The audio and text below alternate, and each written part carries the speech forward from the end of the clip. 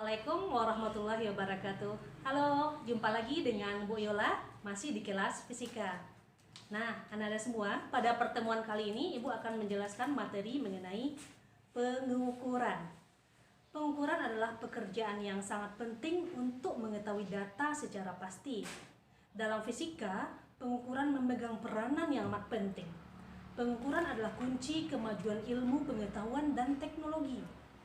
Teori apapun yang dikembangkan dalam fisika maupun dalam bidang ilmu pengetahuan lainnya harus dibuktikan dengan pengukuran.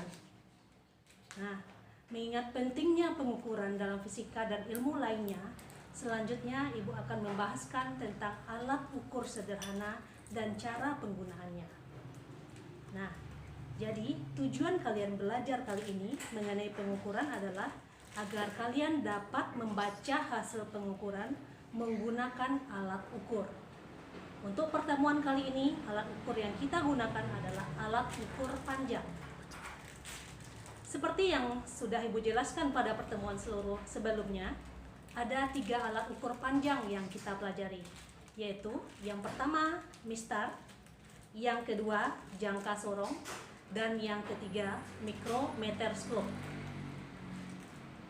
Ketiga alat ukur tersebut mempunyai nilai skala terkecil masing-masing dengan tingkat ketelitian yang berbeda-beda. Jika kita hanya ingin mengukur ketebalan atau panjang sebuah buku, kita cukup menggunakan mistar. Namun, jika kita ingin mengukur diameter dalam suatu tabung, maka tentu kita akan mengalami kesulitan atau bahkan tidak bisa menggunakan mistar. Jadi ada alat lain yang harus kita gunakan sesuai dengan tingkat ketelitiannya. Apa itu? Jika kita ingin mengukur diameter dalam maupun diameter luar, maka kita menggunakan jangka sorong.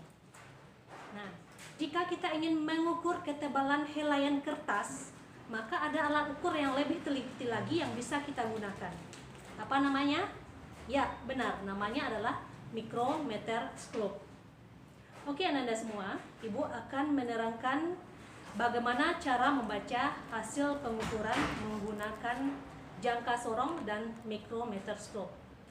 Seperti kita ketahui, pada jangka sorong ada 2 skala, yaitu skala utama dan skala nonius. Dan begitu juga untuk mikrometerskop juga ada 2 skala, yaitu skala utama dan skala nonius. Nah, untuk contoh soalnya, silakan Anda simak video berikut ini. Membahaskan bagaimana cara membaca hasil pengukuran menggunakan jangka sorong. Ini sudah Ibu buatkan satu soalnya.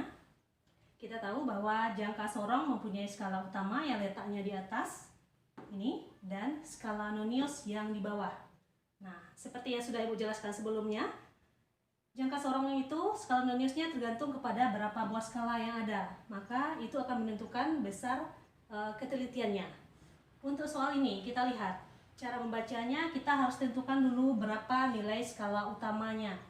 Nih, skala utama adalah yang kita baca adalah angka pada skala ini yang belum sampai kepada angka 0 pada skala nonius. Nah, berarti ini adalah angka 2. Ini 2,1, 2,2. Kita tulis 2,2. 2,2. Jangan lupa satuannya ya, dalam sentimeter.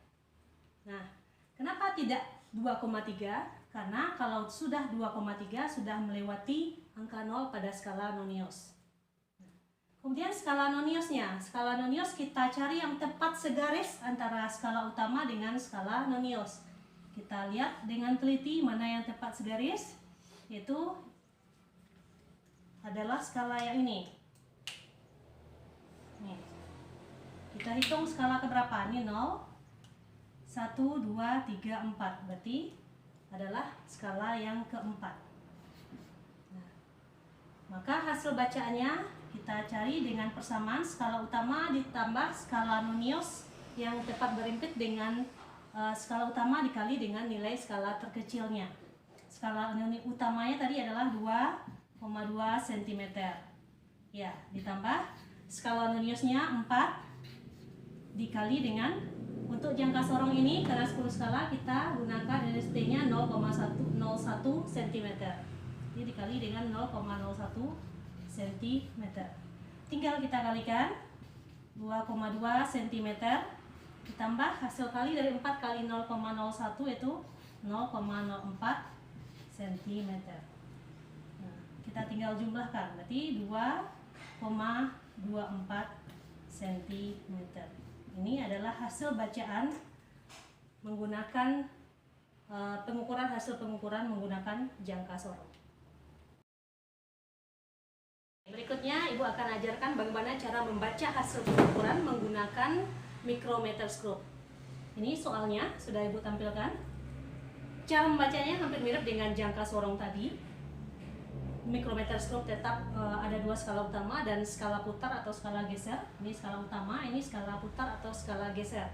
Nah, kita harus tentukan dulu skala utamanya. Skala utama. Untuk micrometerscope, NST-nya adalah 0,01 mm. Nah, kita lihat berapa skala utama. Ya, ini 4. Kalau ada di bawahnya berarti itu sudah setengah, ya, setengah milimeter. Berarti sampai sini adalah 7. Ini 7,5 mm. Oke, kita lihat skala noniusnya atau skala gesernya pada micrometerscope. Nih, kita baca skalanya. Kita lihat bantuannya ini adalah skala K20. Berarti ini 21, ini 22, ini berarti 23. Ya, betul.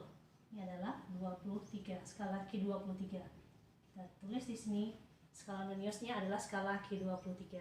Nah, bagaimana membacanya? Hasil bacaannya yaitu skala utama ditambah skala nonius tetap dikali dengan nilai skala terkecilnya. NST.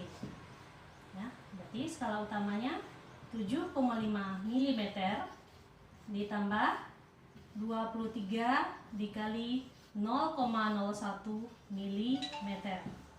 Ya, kita tinggal kalikan di 7,5 mm ditambah, ini hasil kaliannya adalah 0,23 mm. Nah, ini baru kita jumlahkan berarti 7,73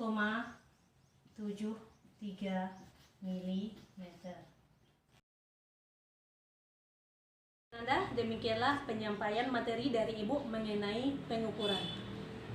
Dari materi yang telah Ibu sampaikan tadi, ada beberapa hal yang dapat kita simpulkan. Yang pertama, Ibu harapkan Ananda sudah dapat mampu membaca hasil pengukuran menggunakan alat ukur jangka sorong maupun micrometerscope. Kemudian yang lebih penting lagi, sebagai seorang hamba Allah, maka seharusnya dengan belajar pengukuran kita sadar bahwa Allah telah menetapkan segala sesuatunya menurut takarannya. Sebagaimana firman Allah dalam surat Az-Zumar ayat 49 yang bunyinya, Bismillahirrahmanirrahim, Inna kulli syai'in khalaqnahu biqadar, yang artinya sesungguhnya segala sesuatu itu kami ciptakan menurut kadarnya.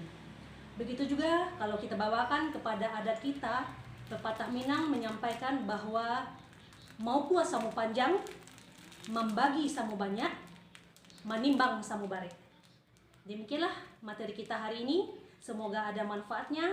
Terima kasih atas perhatian Ananda. Sampai jumpa di pertemuan berikutnya.